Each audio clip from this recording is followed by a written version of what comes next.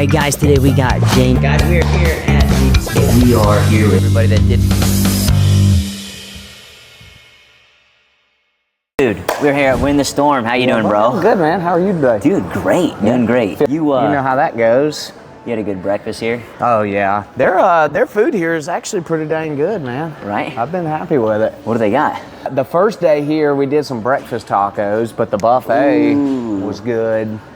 You know, I can't stand places when they have a buffet and then they overcook the heck out of the bacon. right. There's no point I want my flimsy bacon, man. Exactly. Yep. So, have you been to Win the Storm before? No, this is actually my first one. I was always a loyal RoofCon guy. Exactly. You know, I mean, and that was obviously where you and I had met. Exactly. But and really, you know, because I'd gotten into recovery, and originally Win the Storm kind of had a reputation around, you know, a little wild. Yep. You know, yeah, that's honestly like the thought that I had. So I was a little nervous about even doing a Win the Storm. Yep. And, you know, RoofCon kind of aligned a little more with the values that I had. Yep. But it was really cool being able to come down here. I was invited down to speak on a panel, and it was really cool to be able to see some of the changes, because I obviously don't know what it was like before prior Josie Parks, but from my understanding, he's made some really good changes with everything. So Josie's the guy that now has Win the Storm. Who started Win the Storm?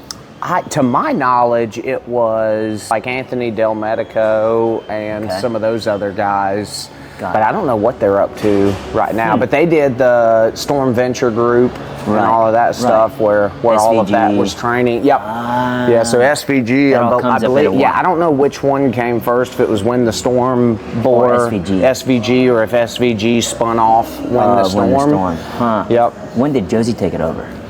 I think about a year ago. Maybe 2. Got it. And I know that they've been doing some work on it, but I believe it's always been in Dallas. Yeah. So it seems like a cool maybe event. They've done some Vegas ones before. That kind of rings a bell. Yeah. It'd be a crazy event, dude, in Vegas. Oh, yeah. Oh my gosh. Yeah. We were getting way too much trouble there. We were getting way too much trouble.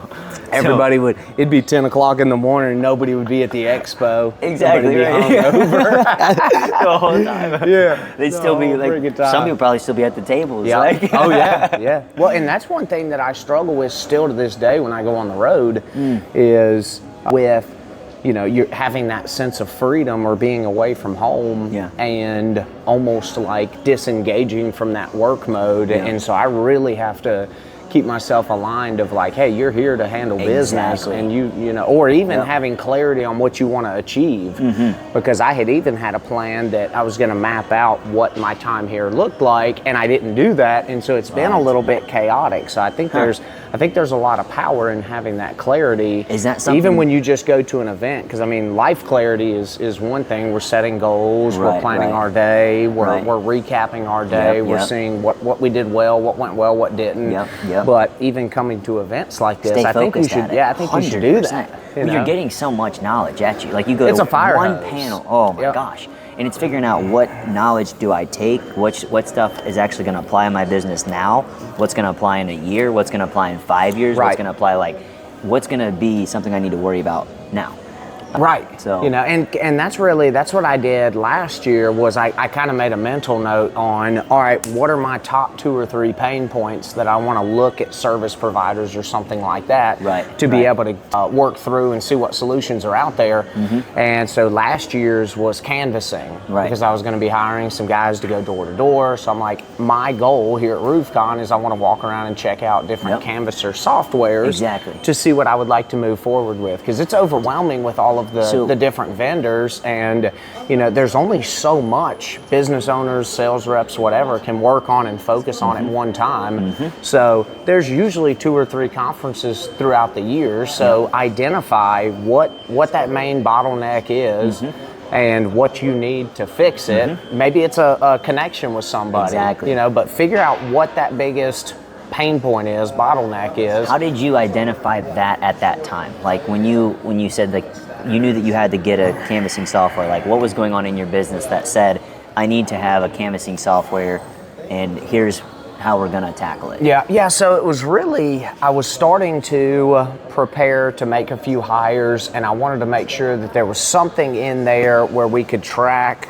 the doors that were being knocked on, what was the result of that, and then ultimately something that then tied back to the CRM where it would at least be able to communicate, and then you could train reps on strategically working areas and going through and exhausting it. Because if I go work a particular neighborhood at 4 o'clock every day and I'm constantly not getting answers, I need to shift and maybe go at 10 in the morning, or maybe go a little bit later, and mixing it up, and then also kind of working and then exhausting that neighborhood, you know, because that's one thing that I was really bad about when I was doing some door-to-door stuff is we would kind of just wake up and say, where do y'all want to go knock today? And so there wasn't really a strategy of, hey, this is the area we're working. We're going to saturate this area because it's got storm dates and it's 20 minutes from the house or something.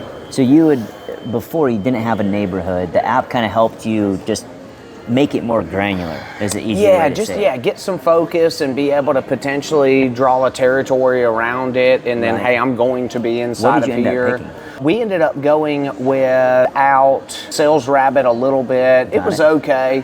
And then I ended up going with Lead Scout. I ended up getting set up with Lead Scout. It made the most sense for the money, and but I actually ended up.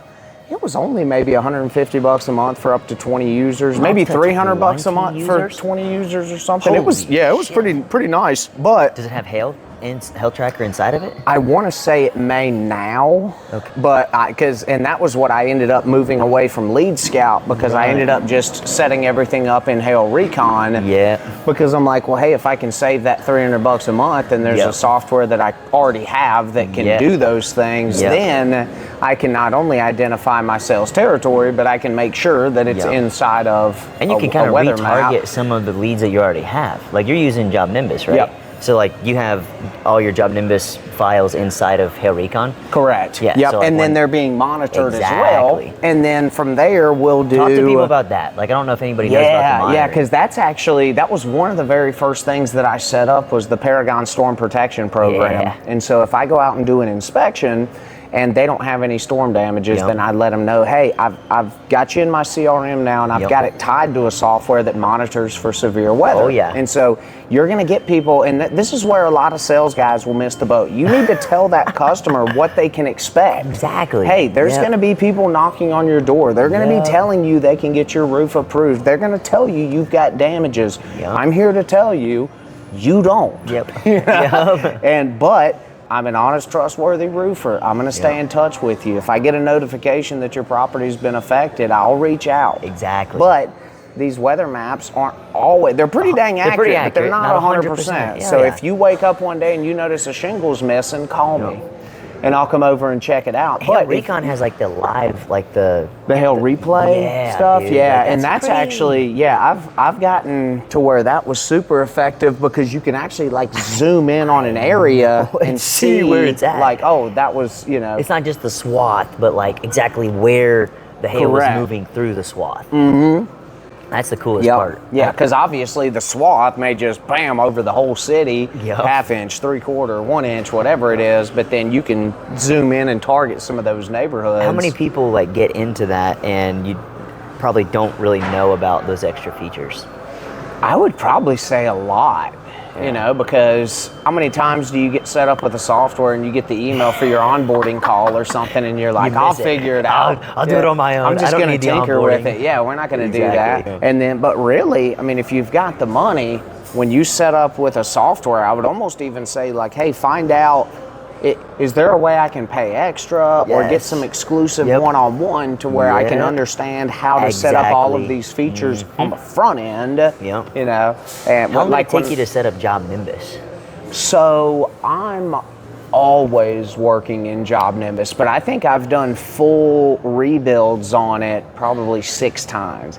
And it's almost like deadly how customizable it is, because you're constantly going down these rabbit holes.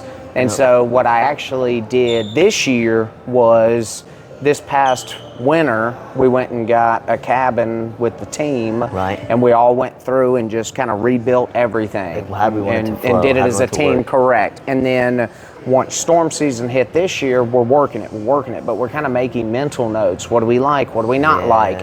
So that this winter, I can sit down and make a few adjustments, What and you we just can said was continue really to big. refine. What you said is really big. Hey, we're not going to worry about it now. Correct. We're making mental notes. We're going to focus on getting the sales. We're going to focus on what we need to do right now in the wintertime. Correct. So let's capitalize while we have opportunity. How do you capture those type of ideas for the winter? You know, hey, these are the things that we need to work on this winter, whether it's building the JobNimbus, building out, finding a new door knocking software. How do you so I recommend, I don't know You if just they'll got a be able to list. see, but I've just got all these different note files in my phone. Very cool. And so this will be anything from, and obviously there's folders as well. So I've got Paragon Roofing in here, and then Paragon Ideas. So I may just go in, hit Add an enter, idea. throw an idea in. But another thing that Got people it. can do is they can create like a chat GPT thread for, you are my JobNimbus adjustment monitoring GPT expert, and your goal is to track every flaw that I find in the system, and then provide me a recap this winter so that we can bring in a VA or a JobNimbus expert to revamp the system. And then at that point, you could go in and just throw shit in that GPT. And then that fall or winter, you can go in and say, summarize my problems for the year and spit me out a plan of what we need to do to build it. And then you could potentially get on like a JobNimbus Facebook page and find somebody that's a guru. Or do it yourself. And that was even something that just came to me like while we were sitting here. That's awesome. I think it would probably be beneficial for people to do that. Well, like JobNimbus has their own build outs. Like they have the companies that come in and they have their own professional development side of it, but they're looking at it from the software side. And I think most roofers need to realize is that you can't just go and rely on another consultant or another professional development company to build your way. Need to have a way of like how you want it to operate, and it really starts with the business, right? How do you want the business to operate? What are the goals for the business? How many reps do you have? How do your reps transfer the information from a sale to production? How does production make sure that accounting has what they need?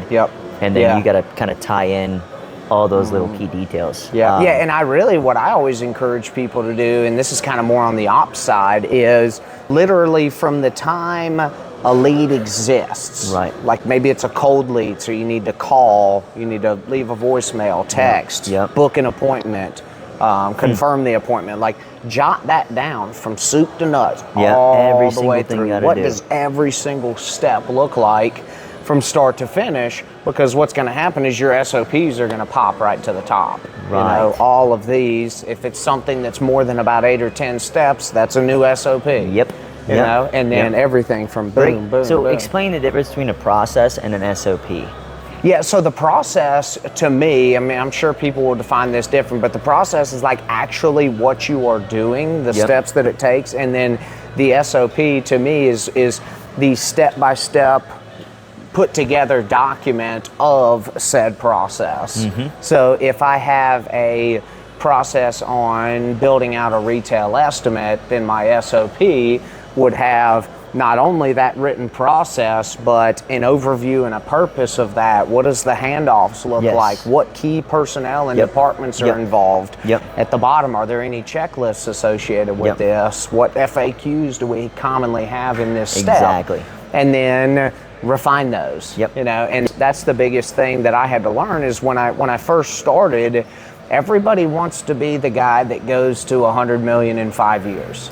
But the people that actually do that usually have pretty significant business experience, or maybe they had a landscape company and then a gutter company and then a roofing company, and then bam, it took off. So they learned all the bull crap that you need to do. And but they don't tell you that. No, they don't tell you that. It's just like, you did 100 million in 5 years. you did 5 million your first year, you did 10 million your first year, but like understanding what that actually takes to do that. Right. Like it's not just, there's a lot of working before the business actually starts. Correct. To understand it. Well, and that was, I fell on my face a few times for that because I initially hired and had no written processes, no formal training. Yeah. I hired and it didn't work. And my game plan was I'll bring 1 or 2 guys, I'll get them producing, I'll show them, and then they'll produce, and then while they're making money for the business, I'll step over here and I'll build the SOPs, I'll build the trainings. But they didn't work out. So I was like, all right, I need to write processes. So I wrote the processes, hired again, and then they don't follow the processes because they didn't have a formal training to show them the processes. Exactly. So go back and clean house and start back over, and all right, and that's what I'm working on this year. It's kind of like multiple, like it's the process. Once you have the process, then how do you train the process, and how do you make sure the process is fully getting followed, understood, and then where does the tweaking happen on the back end? And you can't tweak it in the middle. Right. Like you can't like give a guy something and then all of a sudden be like, oh, now go do this. Oh, now go do this. Correct. Well, and that was really one of the biggest mental battles that I had on reluctancy to hire because I was still figuring out my way. Right. And it drove me nuts when I would work for companies in the past that would be constantly changing what's going on. And you couldn't get settled into a groove because every time you got into a flow, the company wanted something done a little bit differently. Something. New form, new checklist. New something. And so, I almost encourage guys where if you're like the hyper visionary kind where you're constantly having ideas and changes you want to make, you need to find an ops person that you can run that through because they'll be able to keep you aligned and moving forward on those things. But if you're just gonna, it works for some people, but for the majority, you really need to like, hey, if you're hyper visionary and you've got all the ideas, have somebody there that complements those strengths that can help you turn it into formal processes and then scale that way. Do you have somebody full-time in-house? Do you have a fractional? No, we actually had done some fractional stuff with Quantify and Rabowski. Nice. And so they're great, by the way. Rabowski's awesome. Yeah. And there's a few more out there, but he's definitely at the top.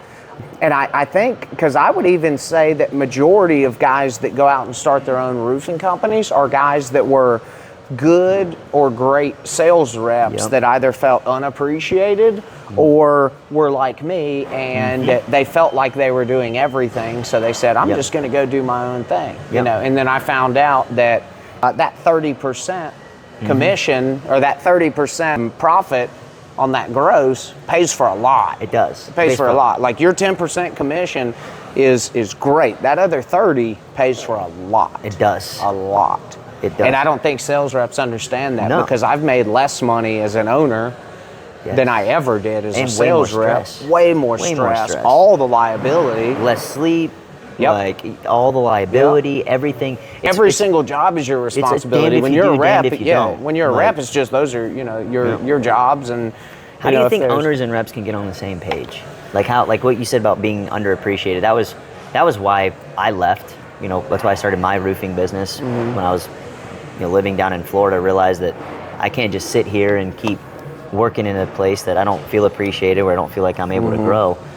Tried to have conversations with my boss, but those high egos and strong personalities is hard to break through. Oh yeah. And when you have strong personality as a sales rep and strong personality as an owner, like the two just like fight. And like there's got to be a way to get people on the same page. Yeah, I would definitely think that there has to be. I mean, the owners that pour in and invest to develop their people are going to be the most successful, because I think if you have an owner that is all about slave driving and bringing in revenue and file everything and I don't think it's going to work. Nope. I think if you get some young kids in there that want the Lambos and they'll be a little unethical to get the business, I think it'll work for those people. But then they go and they hit that, they go get the Lambos, and then what?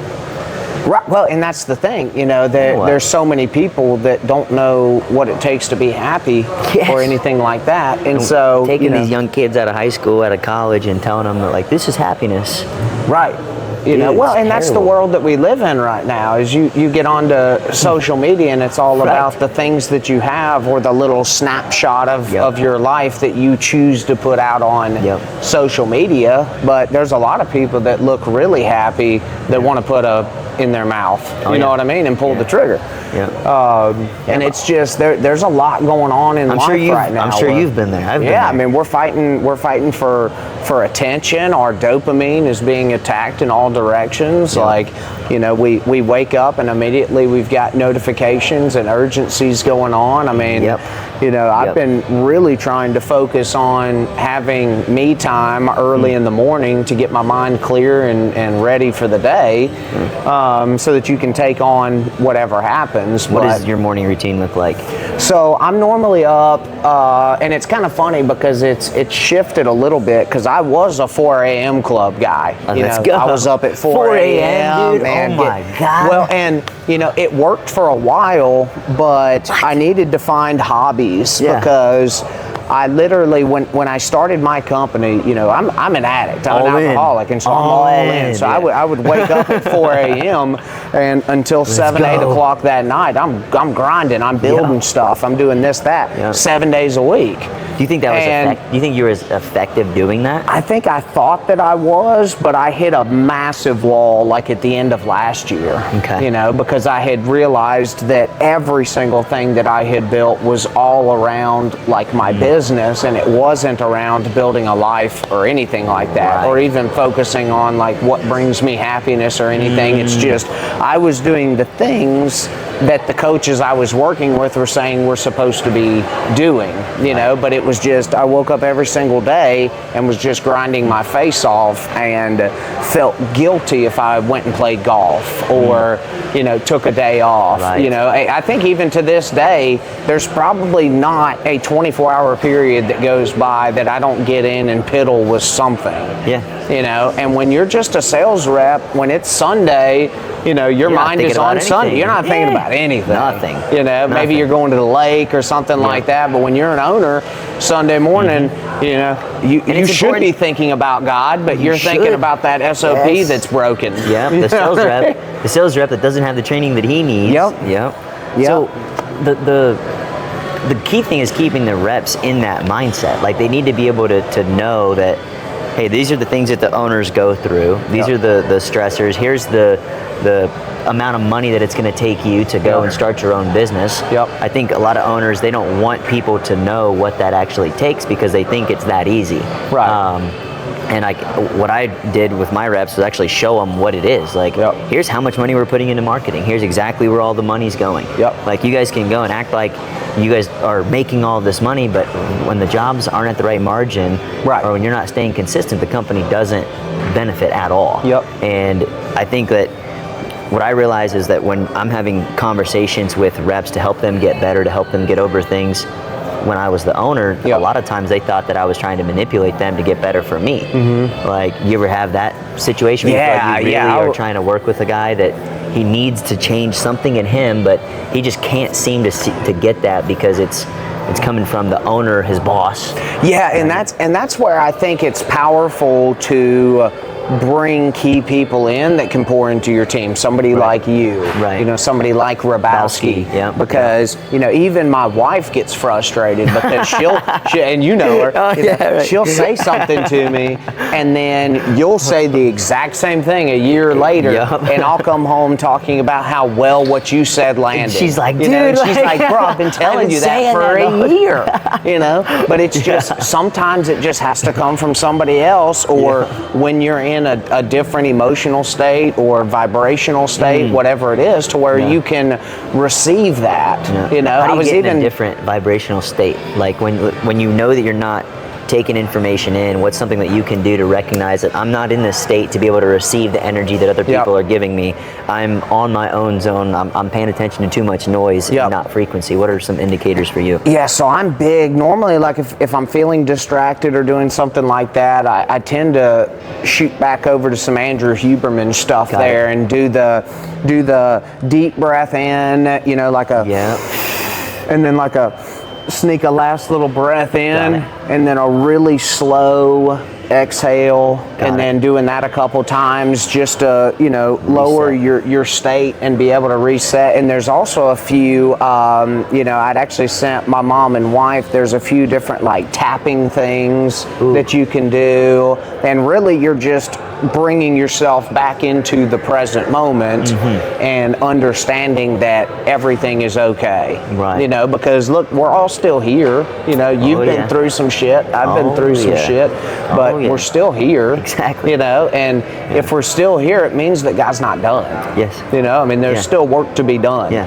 Yeah. You know, I mean, I truly believe that when people depart this earth to go on to the next, and we know that, you know, matter can't be created or destroyed from what we know, and that, you know, energy just changes form. So you just go from a physical body to a spiritual body, you know, so that always gives you hope about the people that you've lost. Exactly. That, you know, there's going, we don't know exactly what that reuniting is going to look or feel like, but we know that like our spirit is going to be out in the in the realm. And so being able to really understand that and know that the things going on are happening for you to be able to help you understand. And you've got to ask yourself those questions, like why is this currently happening, and what is the deeper thing that I'm supposed to get out of all this? You know, because it's not woe God's is always me, showing you something. You know? God's always showing you something. Something that you can't see without going through the things that you need to go through. Right. You know, but sometimes, and I'm convinced on this too, is that sometimes it's just not the right time to know. You know, so I think you have to move in blind faith at times and just go. Absolutely. Not really knowing why you're doing it, and then it's going to be revealed when the timing is right. You know, how many people you think like get like where they go and they, you know, maybe go halfway down the path and they turn back around because they just it starts to get, you know, like peaks and valleys, right? You're starting to go down in the valley and it's getting dark. Like, how many people do you think start to get their feet in the water that's at the bottom of the valley, and they're like, "Ooh, I don't want to go do that," and they like turn back around and run back up? Man, dude, I would even almost say a majority, if you know, definitely not all, because people will pull it off. But you know, once people start getting a little bit uncomfortable, they want to go back to what's familiar, even if it's not good for them. Look at the amount of men and women that'll stay in abusive relationships because it's familiar. And so it's just change. Nobody wants to change. I mean, and I would even say I would almost even argue like every successful entrepreneur that I've talked to, but there was one, Jason Varney, and he's out of Knoxville. Got it. And I want to say that he's had like an HGTV show and stuff, but he's doing something like $100 million a year from across his businesses.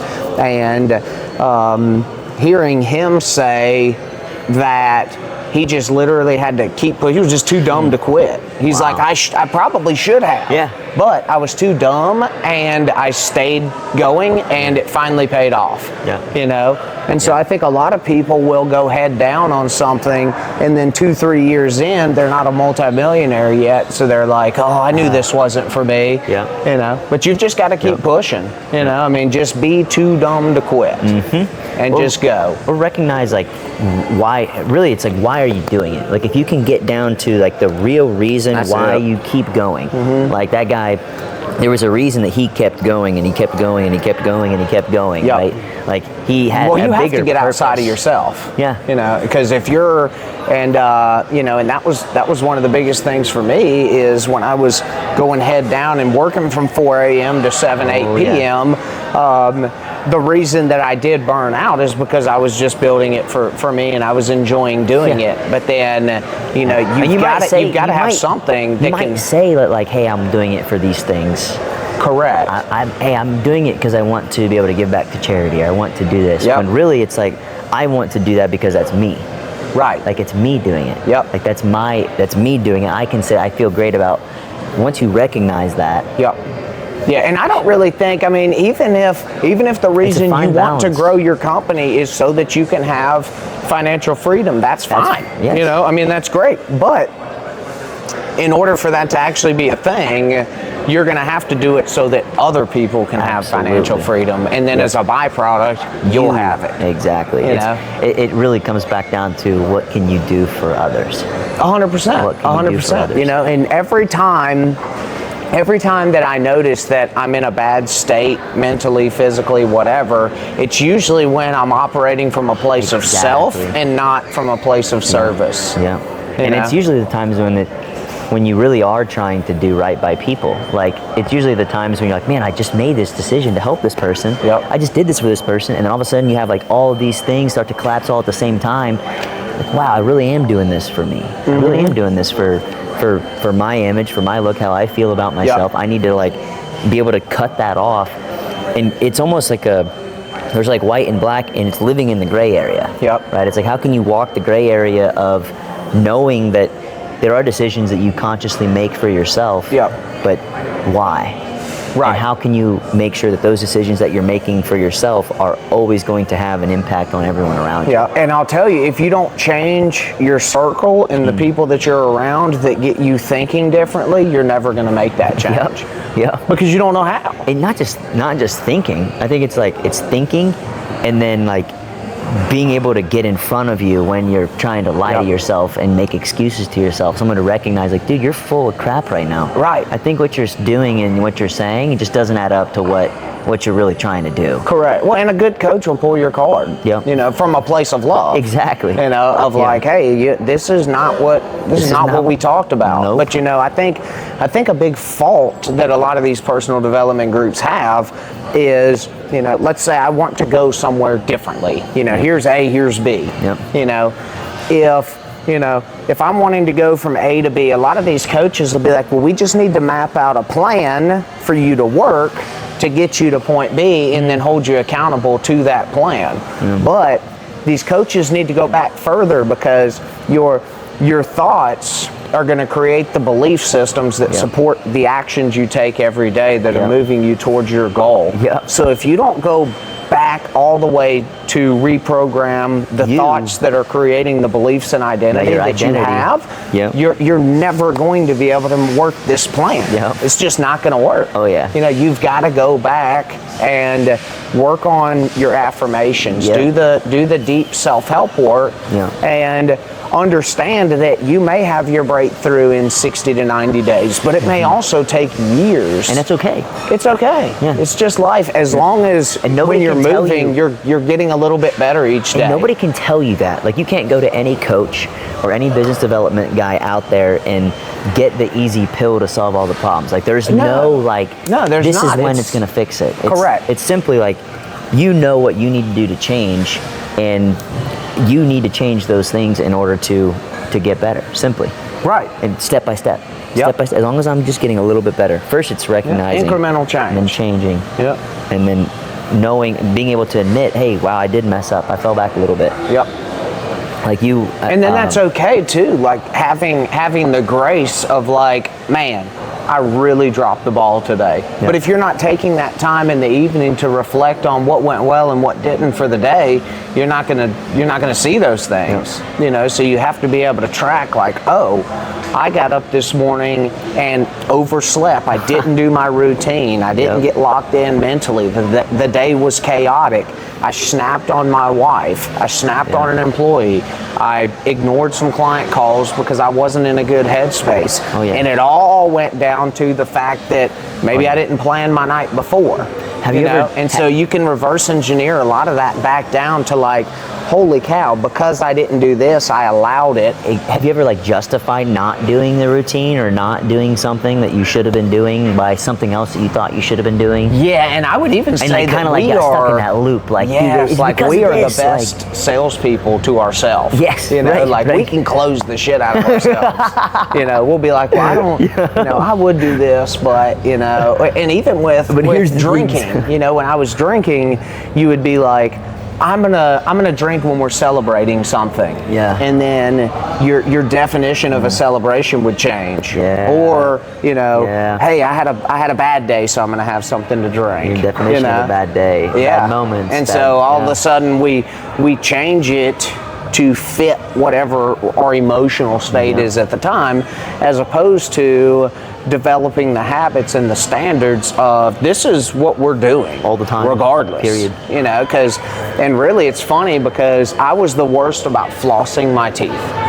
And Loyal used to get on to me about it, and like now it's to the point where when I go to brush my teeth at night, like I may think initially I'm not going to floss tonight, right? But then in my head it goes, remember the standard, you know, and it's just the standards that you have. And I think that those are things that you can program yourself to be in any area of life, whether that's fitness or something like that. Because if you push yourself through what Andrew Huberman likes to call the limbic friction, because it's like your limbic system in your brain that is ultimately making you want or not to want to do something. And so but apparently there is like a chemical release in your brain when you don't want to do something and you do it anyways. Exactly. And you get that little reward hit, and then you can allow that to continue to compound over time to the point where you wake up, you don't want to go to the gym, and your first thought is remember the standard, and you go to the gym. You know, and then you know it's ultimately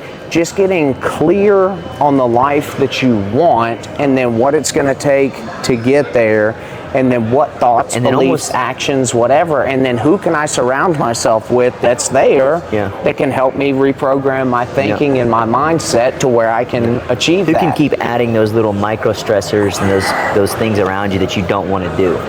Like it's simple. What I learned is the things that I don't want to do are the things that I have to do. Right. Like, if I don't want to do something, I know that I need to do that. I need to figure that out, because that is something that I'm going to get over. I'm going to get better from it. Like doing the Fearless 44 challenge, like you know, cold calling people that they haven't talked to in years. Dude. Right. Oh my gosh. The amount of times that I like landed on someone was like, I could call someone else. Right. Well, like, that went through my head like every single time. How many times have you done a scrolling down and you're like, I don't want to call any of those people. Like, we'll just go to the next one. Like, But then you're like, no. What's the whole point of the scrolling dial? Correct. Like, of letting it just be a hey. Or it's like doing a cold shower and then not letting it go all over your head. Right. Just hit my chest, and then once it numbs out, you called it the rotisserie chicken, right? Yes. Spinning around. Yeah, I like spin around, let it spin around, let it get all over you. Like every time that you have that moment where you're like and you can keep pushing through it. That's what it is. That's why I think door knocking like forces people to get better. That's why sales forces people to get better, because you don't want to go and have an uncomfortable conversation with a homeowner right after the last person just told you to fuck off. So like you have to go do that though. You have to know like, okay, I need to let go of all these beliefs that I have about the last appointment, what this appointment that I'm going to might be, and I just got to go do it. I just got to go do it. And if you don't do, you know, even if it's your before you go to that next door, you're going to carry that with you. You know, you're going to have an attitude. You're going to have something that you're going to bring from that last appointment, and that customer's going to have a weird feeling about you. You know? And then you're going to let it derail your whole day. It's like that one thing where they use the number of seconds in a day or minutes in a day, and then they turn it into money. And then they're like, if somebody took $10 from you, would you like throw the rest of the $86,000 away or whatever it is? You know? And so it's the same thing. It's not as but it's difficult because we're always in the present moment. And so when it gets uncomfortable in that present moment, we want to default back to what happened in the past. Correct. Or what's going to happen in the future. This is why I'm... But then 2 hours after you should have done that thing, now you have the anxiety because you didn't do the thing. Now your whole day feels off because you allowed yourself to not do something you said you were going to do. And it's that right there. It's that when you tell yourself you're going to do something, and then you lie. Need to do it. And then you lie. Because once you start breaking promises to yourself, then you don't even trust yourself. Like, why am I even saying this? I know I'm not going to do it. And know? it's okay. And it takes time. Yeah, it does. But what most people do is they go down the second loop, right? Where they've told themselves something, they haven't done it, and then they said, okay, well, I'm just gonna like fuck all, right? Whatever. Right. I don't need to worry about it. It's being able to have the balls to be like, wow, I messed up. Yep. I was not honest with myself. Yep. Here's why this did not matter. Or like, is this something that really mattered? Right. Like, is this thing that I needed to do, is that really, like, why was I doing that? Right. Was I doing that because somebody else wanted me to do that? Right. Was I doing it because my boss wanted me to do it? Yeah. Well, and it's very similar, like the Eisenhower matrix or something like that, where it's the little 4 quadrants, and important, it's like, not important, important, urgent, not important, urgent, not urgent, and then if it's in that bottom right category, it gets scratched. If it's in that bottom left, it needs to be done, but it's not really important. If it's in that top right or whatever, like it needs to get done, but by somebody else. Exactly. And just having clarity on that. And then it all just still comes back to clarity. It's kind of like, can't hit a target you don't see. Right, and it all hits the groundedness. Like, what's the target? Where are you going? How specific is the target? Yep. Like, it's not just, hey, I need to have a revenue goal. It's, I need to have a revenue goal that then breaks down into little tiny metrics that then breaks down into actual items that need to happen every single day, and even like at certain points of the day. Right? Like, we need to be doing this much activity in this much of the day towards this amount of energy. Like, this energy needs to be focused here, not anywhere else. Yep. Well, yeah, and even, Ed Milet does the 3-day days. So he does like 6 a.m. to noon, noon to 6 p.m., 6 p.m. to midnight. And like, that's cool. That works for him. Yep. I know Andrew Huberman does the phases of the day. So phase 1, phase 2, phase 3. And there's all different types. Like, you have EOS that talks about, quarterly rocks. And you have the other, what's the guy, Brian, somebody named Brian has a 12-week year. Do you know what you've heard of? Oh, yeah. I know who you're talking about. I can't think of his last name. But it's just taking those, like, what's the way that you can learn to organize yourself, and then stay organized in yourself. Stay organized every day. Know that these are the things that I have to get done in the morning. I need to get done by noon. I need to get done in the end of the day. And if you're trying to train people and bring people on with you, like, make sure that they know what that's supposed to be like for them too. Yeah, exactly. So, yeah, I mean, I definitely encourage people to like find somebody that they look up to that's a lot further along that, and really 2 different things. You need, and I heard this from Dan Martell, so you need somebody that is just slightly above you that can help kind of be your direct mentor to move you along, and then you need somebody that is significantly higher than you that can, or maybe it's the one significantly higher that's the mentor, and then the one a little higher than you is the coach. It's one of those to where, you've got the main target, a $100 million CEO, and then you're a $1 million CEO, and then the guy that's right above you is maybe a $10 million guy. Right. And then once you get to being that $10 million guy, then you go find that $20 million guy, but you've still got your $100 million CEO that you're striving towards. So I encourage people, find that, Myron Golden, Dan Martell, Grant Cardone, like any of those type guys that are really doing it, and then find somebody in your local community that maybe also looks up to those people, but that you can directly work one-on-one with and work through some things, get yourself thinking differently, moving differently, acting differently, and then just continue to expand your circle. Very cool. So you've had Paragon how many years now? Paragon was started in LLC was formed in 20, and then we launched March of 21. Got it. Got it. How was the first year for you? First year was pretty fun, man. We were figuring a lot of stuff out. We did a lot of free repairs. We did a lot of door-to-door where somebody might have a shingle sliding out, offering to do those for free. Just to get them into the CRM, and then a lot of free upgrades and things like that, just to really build our name and things like that. But I think after a couple years, once you've gotten a little established, then you can move towards not giving those things away. But I think it's beneficial starting out, but also figuring out exactly what your goal is for your business. And like Hunter talks about, like building with the exit in mind, because we are all going to exit. You know, I was talking with my mom on the way here about my grandparents that had their business and they had built it up, but you know, they ended up just shutting it down when they retired because they didn't build it with any sort of end in mind. And then when they got to retirement age, they're like, oh, what did we do with that? I guess we just shut it down, you know, as opposed to, you know, what's going to be needed for somebody else to take this over. Correct. You know, or the amount of people that will consider themselves entrepreneurs. I have an entrepreneurial mindset, but I'm currently not an entrepreneur because I built myself a, you know, 80-hour-a-week job that I'm working out of, you know, but, you know, these true entrepreneurs are the ones that'll come in like your Blue Hammer guy, you know, and they come in and they're in that CEO position and they're putting the pieces in place and they're empowering their team to go. But, you know, I don't know how many businesses that guy's had. Maybe Blue Hammer was his first. I don't know, and he's just great.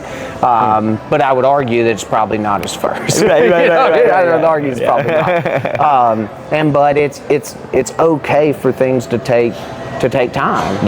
You know, as long as you're moving towards whatever it is you can't pay attention to you want to do. You can't pay attention to like what everybody else is doing around you. Like everybody that has once you start comparing, you're dead. You literally, hey, well, because your chapter, I'm not doing this. You know, because you're 26, you said? Yeah, 26. So your chapter 26 is massively different than my chapter 35. Yeah, exactly. You know, we've had different experiences. We've had different upbringings. We have different driving factors, you know, so you can't compare yourself to anybody, because what's nuts is how often you may be looking at somebody wishing you had what they had, and they're so broken on the inside just wanting somebody to hug them or something like that. And you're over here looking at all of these things they may have and be like, man, I wish I had their life. And they're like, I would give all of this away for somebody to tell me they love me. Or something like that, you know. But I built all this because I thought it was going to make me feel something, and I'm so dead inside. You know, that was where I was at with my roofing business, man. Like, I built up a lot of processes, a lot of systems. Like, because you're like an ops type guy, aren't you? It was ops. I'd say like sales. I've got like high visionary and high integrator on the matrix. Okay, so like, you're kind of you're kind of a unicorn. It's like all the above, and like I get into the visionary mode, and then I start to think about ops mode at the same time. So I have to separate myself, and kind of what you're saying, get a person around you that can check you, that can tell you, hey, you're not focusing on the right things right now. But I did all that by myself. Like when I had my roofing business, I wouldn't listen to anybody. I was like, I'm just gonna go. I'm gonna go. I'm gonna figure it out. And like, oh, we need to make another process. I gotta hire another marketing company. Oh, I'm gonna go hire another coach. And just like, you constantly go through this. And then what I came to the point of realizing was that I didn't have a goal to go grow a massive business. I had a goal to go have an impact on a lot of people. And the business there was going to help, but the real impact was the conversations that nobody wanted to have. Seeing like the reps and the owners constantly fighting back and forth, like, dude, you just need to say it exactly how it needs to be said, owner. Rep, you need to go back and say exactly what you feel like you're not getting from the owner. Like, I'm sure you've had people that just said that they didn't have what they needed, but how many times did people come to you and like shoot down the horn like, hey, I need this, Taylor. I need this. I don't understand this part. Like, and it's like, how do you like extract stuff out that they're not coming and talking to you about? And that's where I think the power is in having your regular meetings with your reps. Because I know when I was in automotive, every week you printed out your leads in the CRM and you had about an hour meeting with the sales manager. And you went through every single one of them, and it was where we at on Joan, where we at on Peter, where we at on Park. And then all the way through to where it's like, hey, I've done this, but then they're also going in to look in the file. Are there any notes? Because like I tell my guys, this is morbid, but God forbid you get struck by lightning tomorrow. Somebody needs to be able to pick that file up and know exactly where you're at. Yes. Without having to make a phone call and say, where are we at? Yeah. You know, Mrs. they Jones, should be able to read the notes. Mrs. Jones, did we sign your contract already? Right, yeah. What color we was should, your shingles? Correct, you know, because then all of a sudden you look like you have no clue what you're doing, and they may not leave a bad review, and you may still blow their minds, but they're probably not going to rant and rave about you. The way that I looked at it was like, as a rep, you have your own energy that you have to be able to maintain with your customers, but the business has a lot more responsibility, a lot more. You have employees that you need to take care of. You have communities that you've made promises to. You have customers that you've said, we're going to deliver this way. And if everybody's not on the same page, that one single rep can mess everything up. Yeah, and that was the main reason I started my own company, because you know, the company I was at had a beautiful front end process, but when it came to the production end of it, it was about a 12-week wait time, which is fine if everything's slammed. Dude, that's crazy. Yeah, long. And but so about a 12-week turnaround, but then it was normally like materials would show up and then a sub crew would show up, and it was just the Wild West, like no coordination. You know, but homeowner might see. But then I'm saying, like, hey, we're going to have this, you know, because that was the way I was told it was all going to flow. And then, you know, there was no project management, there was no job oversight, and so that ended up being me. And so I expressed some of these concerns, and they didn't seem too concerned about it. And so I'm like, well, instead of trying to make them reinvent their wheel, I'll just start my own. Exactly. How many reps do you think go through that in their mind, where they're like, man, like, this isn't going right, I could probably do this better? Man, I would probably even argue that at some point it goes through every rep's head. You know, maybe not the ones, because there are going to be a few that have no interest at all in working for themselves, but I think that comes down to a self-confidence thing at that point, because I know that Paragon could burn down tomorrow and I'd be just fine. You know, I'm not worried about it. So, but I would People even need say that safety. You know, that and the safety, the comfort, whatever it may be. But I would think everybody probably at some point will be like, I think I could do this. At some point. And it's you know, you got a good company backing you up, you know, it's going to be easy to keep selling roofs. So you're kind of weighing it out, but anybody that is ever thinking about that is not thinking about the things they need to be doing. Focused. And I should have listened to the advice that the first roofing company owner I ever worked for gave me. He said, if I could go back and do it all over again, I would have found a company that did quality work, that would pay me on time, and treated the customers right, and I would have been a sales guy, even you know, a 10% or something like that, because the liability, the stress, the anxiety, all of that. And I don't think his company is still in business, but I guarantee he's doing some other stuff, because he was a stud. You know, but finding, if you are that sales rep, I'm not saying that if you have it on your heart that you can do something to bring it to the marketplace, but I would say if your plan is to open up another roofing company because you want all of the profit over your 10%, then don't start a company. You're gonna break it, because you're gonna make way less money. You know, or just simply like, and if that's what you want to do, that's fine. Then you know, go be a solopreneur, owner operator, and sell $500,000 a year at a 40% margin. Keep your overhead as dirt cheap as possible. That way you can still make $100,000 a year, but you're not, you know, breaking your back. And some people may want to do that. Think, like, what does that do to the homeowners? Like, what happens when that guy doesn't, like, what's that exit look like for that guy? Right. Well, that guy doesn't have one. There's not one. So, like, all the customers that he's worked with. About his only bet would be, you know, if you did that for 30, 40 years, there would be a little bit of value, like in your book, you know, that you may be able to sell and, you know, to another company or something like that. But like Rabowski says, he calls those Switzerland, you know, where it's, if you take that leader out, the company's gone, you know, and so making sure that your company's not a Switzerland. Yep. I mean, I sold my business to a guy that was a football coach, never did roofing. Really? Yeah. So he's like running. They're gonna double what the revenue was last year. Oh, very cool. And it's like just taking. Did the he keep the same name and everything? Same name, same That's everything. Dope. Is it kind of cool when you're now in the position you're in now to be able to like see your company? Oh my gosh, it's sick. Every time I see and you're a Facebook probably rooting post, for him. Hell yeah, I am. Do you have any skin in the game over there at all? Or is it? I got a little bit still, but not. After this first year, I don't have anything recurring. Okay. So we still own the training processes, and we own the trademark, the All Side Way. Okay. So I've had thoughts and ideas of like making that a franchise, but the business there in Dayton, All Side Roofing and Restoration, watching them still be able to grow, still be able to scale, watching the people come in, go through the trainings that I had set up. Yep.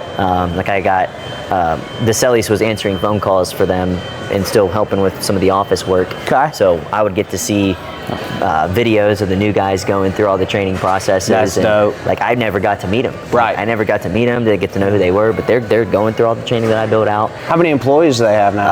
I want to say probably 8 or 9. Oh, nice. 8 or 9, probably 5 sales reps. Okay, so they're probably doing 3 to 4. Yeah. Oh, nice. So they're Very cool. They're gonna crush it. Hell yeah. And with a guy that had no roofing experience. Yep. Like nothing.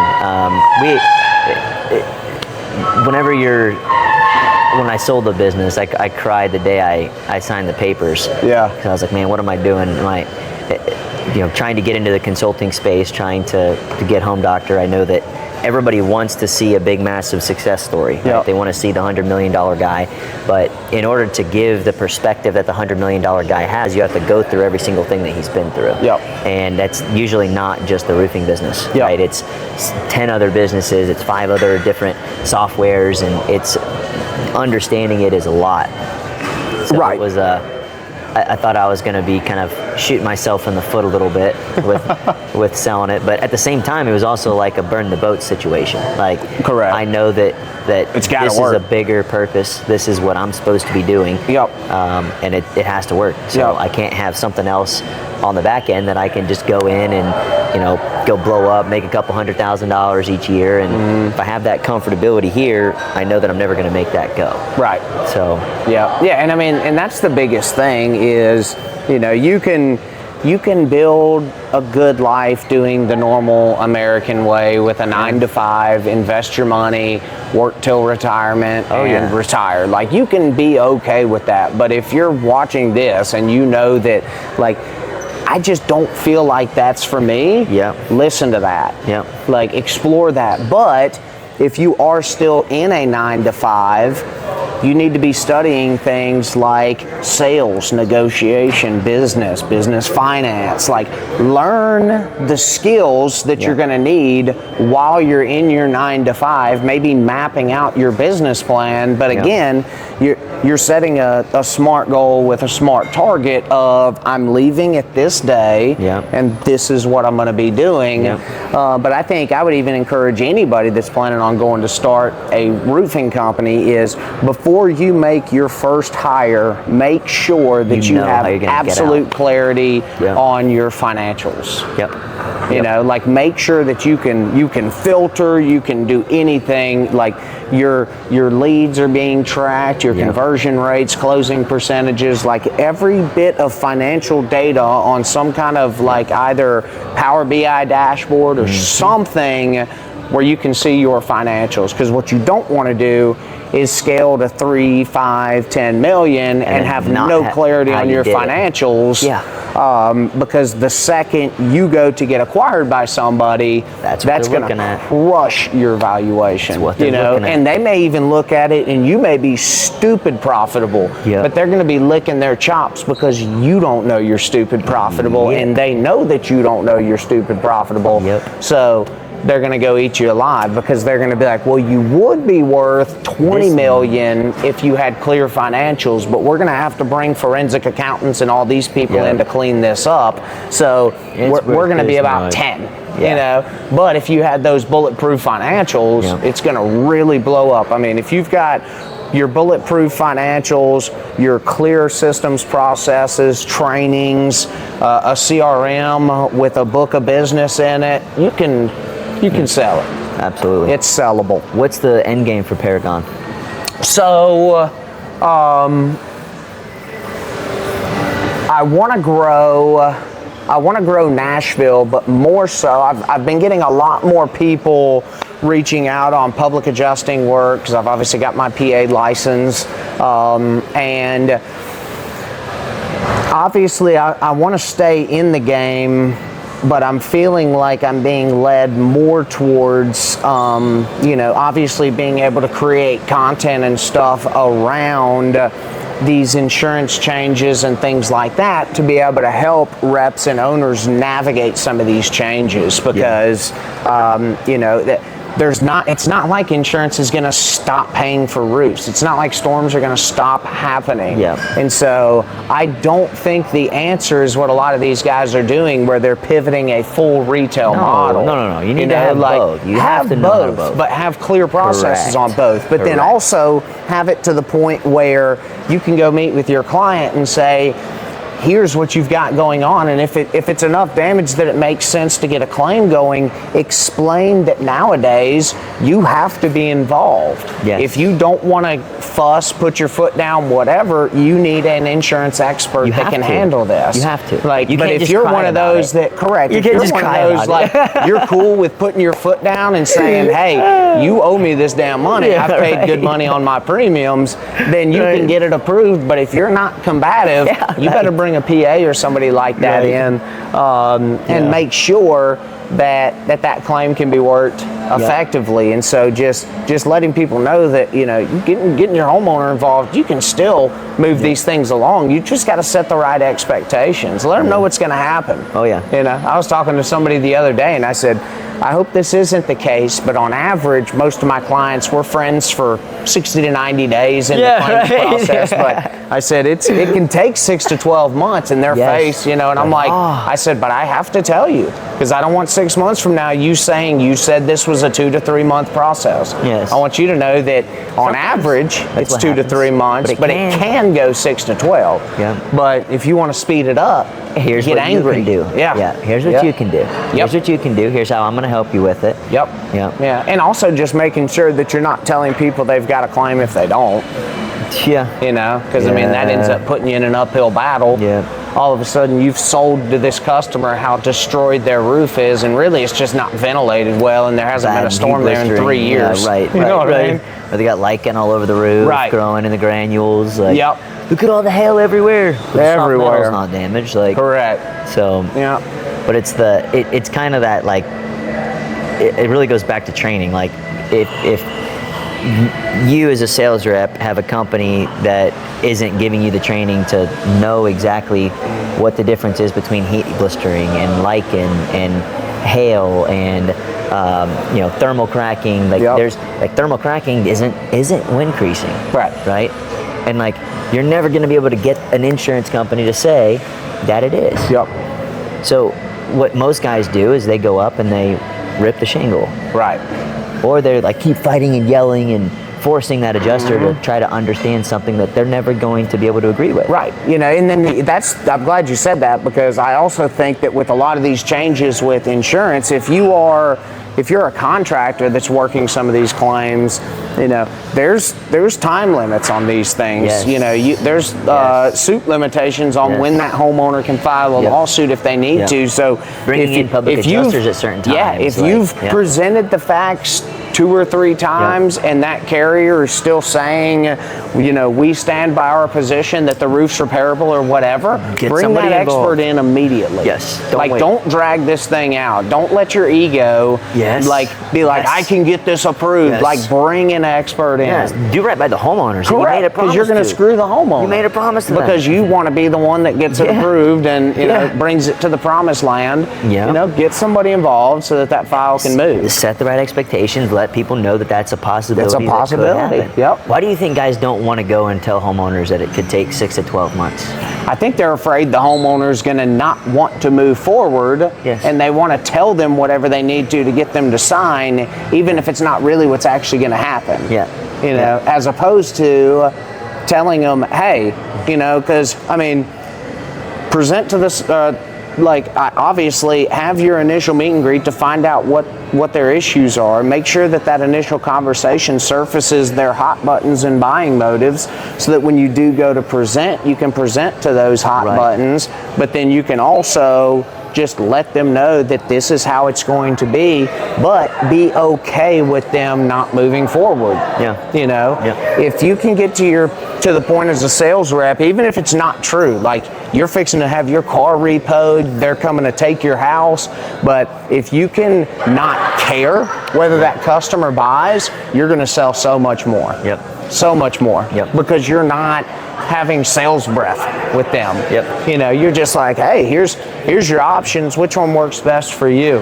Most have the sales breath because they didn't put in the sales hustle beforehand. Correct. They haven't done the work to build the network that sends them the business. And so every sale has to go through because they have to make that money. And it takes that's a big problem in our industry is people overpromise. Like the first thing people say is, this is how much money you're gonna make. You're gonna make 6 figures. You're gonna make 200,000. Go look at what this guy's doing. Go look at what this sales rep is doing. But that sales rep had this much failure that he went through before he was able to understand and have the dots click in his mind on how to get the homeowner to understand what he's trying to get them to understand. So like owners got to stop over promising that shit big time, dude. It's not about coming in and making a bunch of money right now. It's there for sure. It first and foremost needs to be, this is the work that's going to be needed to be done, and then this is the possibility of what can happen. Now, through this, you're going to grow immensely as a person. If you do this, you are going to grow. You are going to get better. You're going to leave every single day with a feeling of accomplishment because of what you did every single day. And I would even argue, and it would be something cool to end on too, is that when you go through and you're setting a goal for something, make sure that when you achieve that goal, the reward is the person that you became to achieve that goal more so than achievement of the goal.